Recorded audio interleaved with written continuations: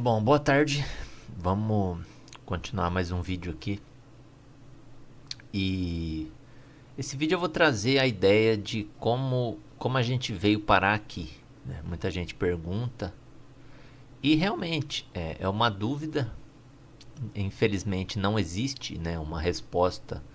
A gente trabalha com o conhecimento que a gente tem, né? Ninguém tem uma certeza absoluta sobre isso. E eu vou trazer aí algumas das teorias mais comuns, né? Dos gnósticos, principalmente. E porque a teoria da religião aí o pessoal já conhece, né? E eu vou trazer aqui a visão geral da maioria aí dos gnósticos, né? Das gnoses, sobre como a gente veio parar aqui. Eu vou começar com a sabedoria hiperbórea, né? Ela tem uma visão interessante sobre como a gente veio parar aqui. E lembrando que o que eu falo aqui sobre a sabedoria hiperbórea é o que eu entendi, né, do que eu estudei. Eu não sou a fonte oficial. A fonte oficial são os livros. E quem quiser os livros, vai lá no movimento veganista, né, que eu já expliquei no canal, que não tem nada a ver com alimentação, né? É um movimento que começou na Virgem de la Vega. Tem os links aí embaixo, vai lá, pede os livros pro pessoal, né? É a Ida, o Fábio e o pessoal responsável, e eles vão passar para vocês, tá? O que eu falo aqui é a minha opinião, a minha visão dos assuntos, né? Não tenha isso como uma verdade, beleza? Então vamos lá. O que a sabedoria hiperbórea fala é o seguinte: esse universo ele foi uma criação, né, desse espírito que é chamado, que a gente chama de demiurgo, né, ou de criador, o pessoal chama de criador. E o que é esse lugar? Né? O demiurgo, ou nas gnoses normais, o demiurgo junto com os arcontes, ele criou. Primeiro que existe uma confusão. Né? O demiurgo ele não criou a matéria. Tá? A matéria é uma substância que existe a priori. É aquela ideia de que essa coisa já existia, né? Antes mesmo da gente ter consciência dela. A matéria é um tipo de substância que ela existe a priori, né? Ela já existe. E o demiurgo ele forma a matéria, tá? Ele é um geometrizador, tanto que os pitagóricos chamavam o demiurgo de o deus geometrizador. Ele forma a matéria, que já existe, né? A matéria é uma espécie de substância, uma coisa que já existe. Ele forma a matéria de acordo ali com a vontade dele, aí no caso, né? Esse universo ele formou baseado nos arquétipos, né? Então você tem quatro estágios esse universo.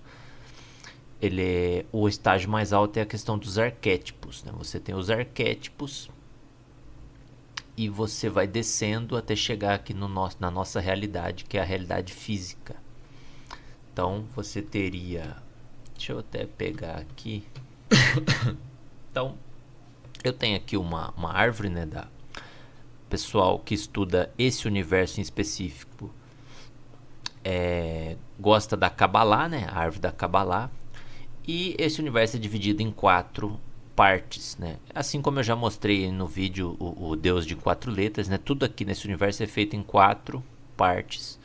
E você tem a primeira, né? Que seria ali a parte do Keter, o mundo dos arquétipos, né?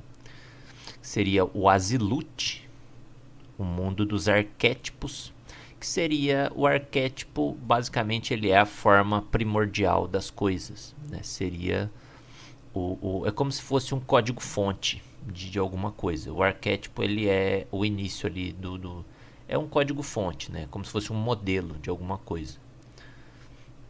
O Beriá, né, que é o mundo da criação. O Yetzirah, que é o mundo da formação. E o mundo físico, Asiá, né? Asiá, na verdade nem chegaria a ser o mundo físico ainda, né? Mas é o Asiá, que é o mundo da manifestação. E a gente está no Malkuth, né? O Malkuth, que seria a própria fisicalidade já manifestada, né? Basicamente o Malkuth seria aí o número 5, né? Então você tem o arquétipo, depois como se fosse a criação ou a imaginação, a formação, a ação e o resultado da ação, que é a própria fisicalidade. Ela seria o resultado da própria ação, beleza? É só para contextualizar aqui. E voltando, então foi assim que o Demiurgo criou, né? Ele ordenou a matéria dessa maneira.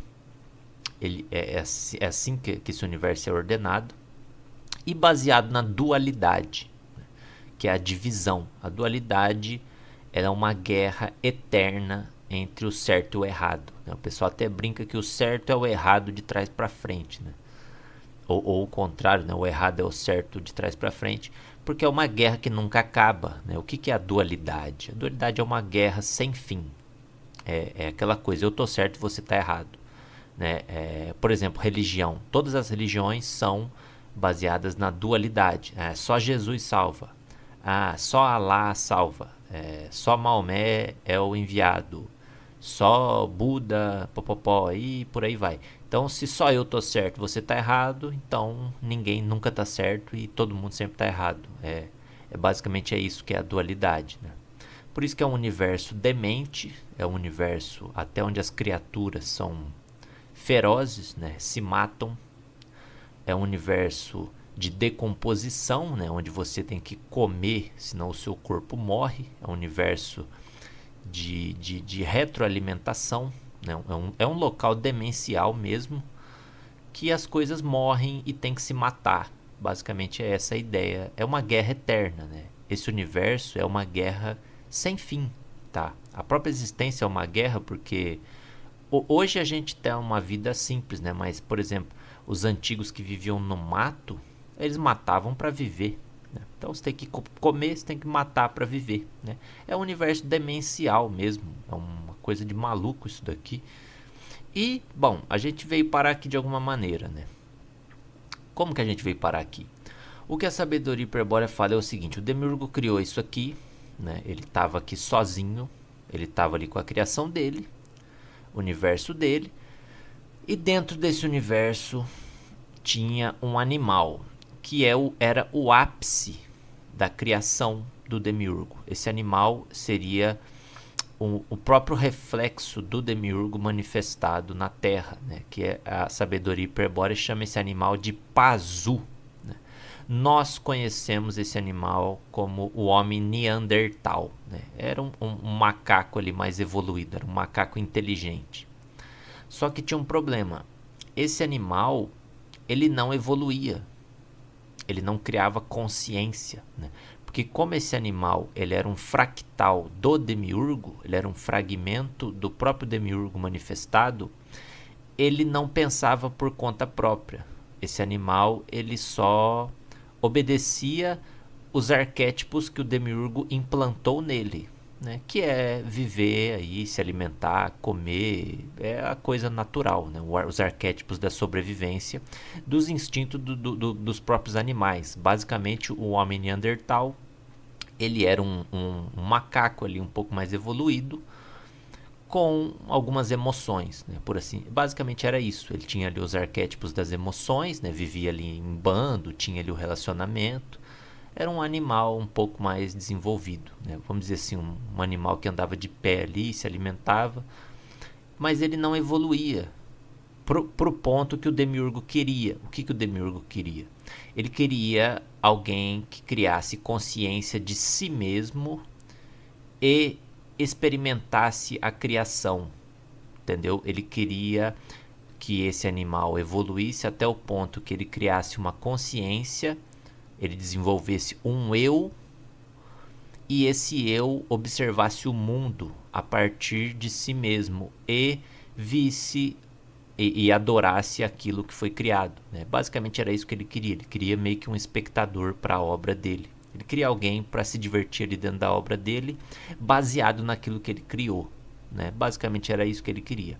Mas ele não conseguiu com esse animal Pazu, porque o Pazu não evoluía, No Pazu ele era só um macaco que vivia em bando ali, como se fosse gente, mas não se desenvolvia, não criava cultura, não aprendia a falar, não aprendia a escrever, não observava a criação, não adorava entre aspas ali, o Criador. Enfim, o Pazu não tinha o eu, né? O Pazu não tinha essa individuação que, por exemplo, nós temos de o eu, isso é meu, eu sou isso aqui, eu observo a criação, né? O mundo é aquilo que eu faço dele. É isso que o Demiurgo queria, essa individuação do ser. O Pazu não tinha isso, porque o Pazu era um fractal, o Pazu era um animal, basicamente, né? Você vê que os animais não têm muito isso, né? Os animais, eles são arquétipos, eles são programações arquetípicas que obedecem àquilo que está programado dentro deles.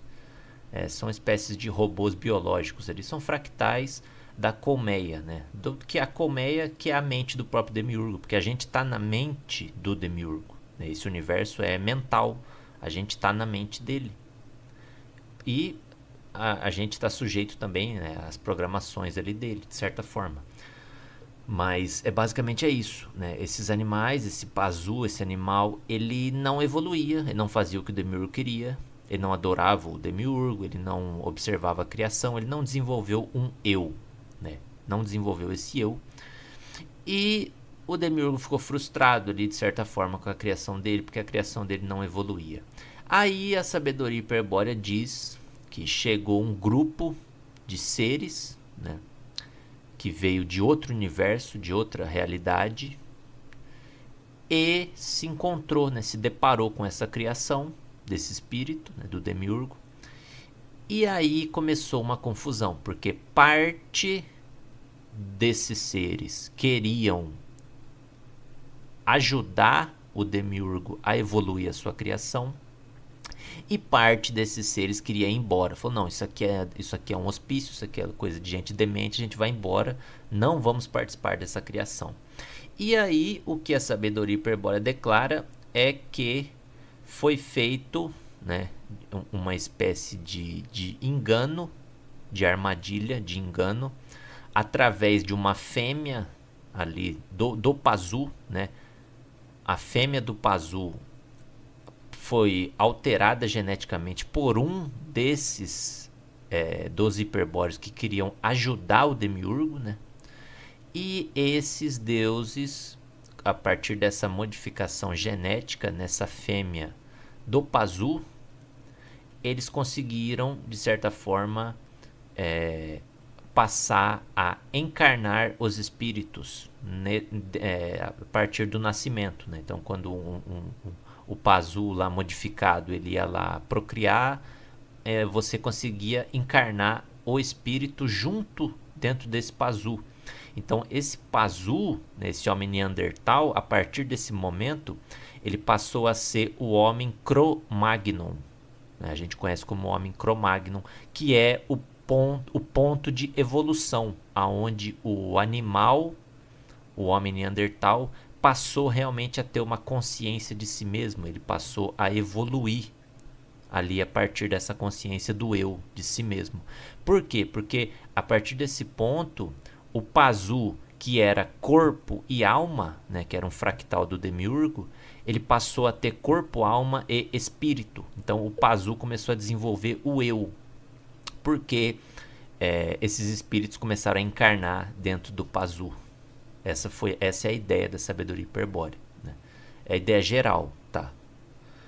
Como que isso foi feito? Através da ressignificação do símbolo da origem, ali no sangue do Pazu, para mesclar o espírito com a alma. Então, o espírito se misturou ali com a alma do Pazu e o Pazu começou a desenvolver uma consciência de si mesmo, beleza?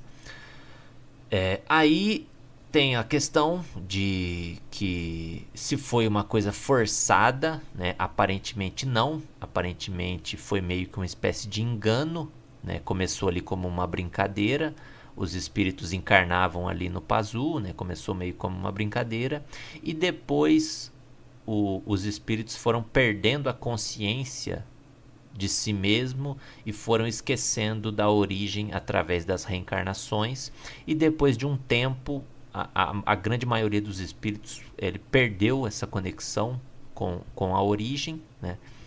E se esqueceu, eles esqueceram de si mesmo, né?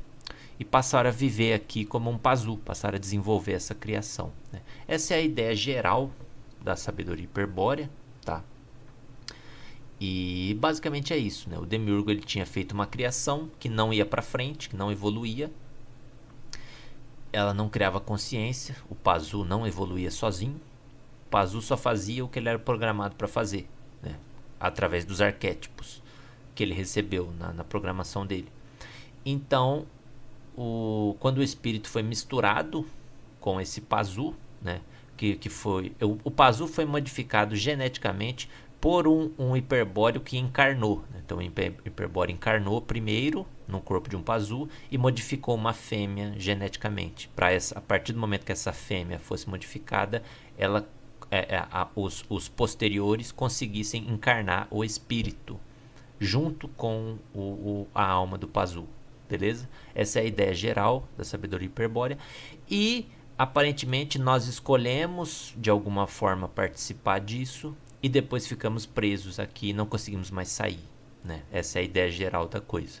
No começo ele foi meio que uma brincadeira, pá, e depois a coisa desandou, a gente ficou preso, e esses hiperbóreos que são chamados de traidores, né, dentro da sabedoria hiperbórea, junto com o Demiurgo, se aproveitaram da nossa perca de consciência e mantiveram a gente aqui reencarnando para evoluir a criação deles. Basicamente a ideia geral é essa, tá?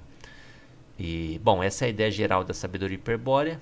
Depois eu vou trazer também, essa é a ideia geral da sabedoria hiperbórea do Luiz Felipe Moiano, tá? Que é o que o pessoal do movimento veganista segue.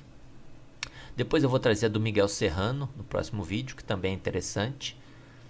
E depois eu vou trazer as gnoses em geral, né? Os gnósticos em geral, o que eles dizem, tá? Mas a ideia basicamente é essa: a gente chegou numa criação que já existia, a gente escolheu se misturar nela de um jeito ou de outro, né? Pode ser por um engano, né? A gnose hiperbórea fala que foi um engano, mas de certa forma a gente deve ter escolhido alguma coisa para estar aqui, né? Então, o fato é que a gente está preso aqui desde que a gente chegou e não consegue sair. Isso é um fato. Essa é a verdade. A gente perdeu a nossa consciência depois que se misturou ali com o Pazu, e a gente está aqui há ninguém sabe quanto tempo. Alguns dizem milhões de anos, outros dizem milhares, né? A sabedoria hiperbórea também não fala uma data específica. Ela fala que foi há milhões de anos. E provavelmente foi na época da primeira Lemúria, né? Da primeira versão da Lemúria. Basicamente é isso, tá? Ninguém tem uma data exata. O fato é que a gente está preso aqui e não consegue sair desde então, né? Basicamente a ideia é essa, beleza?